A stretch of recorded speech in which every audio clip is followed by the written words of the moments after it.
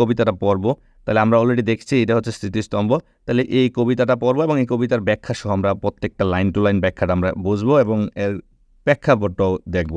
দেখো প্রথম আমরা যেটা পড়বো, স্মৃতির মিনার। দেখো স্মৃতির মিনার, স্মৃতির মিনার বলতে স্মৃতি রক্ষার্থে যে মিনার বা স্মৃতিসৌধ যাই বলে ভেঙেছে অর্থাৎ স্মৃতির মিনার ভেঙেছে তোমার, অর্থাৎ তোমার স্মৃতির মিনার ভেঙে গেছে। অর্থাৎ বলতেছে ভয় কি বন্ধু, অর্থাৎ ভয় শঙ্কা কি তোমার বন্ধু, আমরা এখনো 4 কোটি পরিবার। তখন এই যে ভাষা আন্দোলনের সময় বাঙালিরা 4 কোটি ছিলাম, আমরা বাংলাদেশের মানুষের 4 কোটি ছিলাম।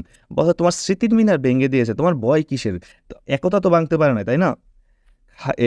খাড়া অর্থাৎ খাড়া মানে খাড়া রয়েছে তো দাঁড়ানো বা সোজা বা প্রস্তুত। এখানে বলছে আমরা আমরা প্রস্তুত আছি তো 4 কোটি পরিবার। বলতে স্মৃতির মিনার ভেঙে দিয়েছে, কিন্তু বন্ধু ভয় কি? আমরা তো এখনো 4 কোটি পরিবার প্রস্তুত আছি, দাঁড়িয়ে আছি, সোজা আছি, সজাগ আছি।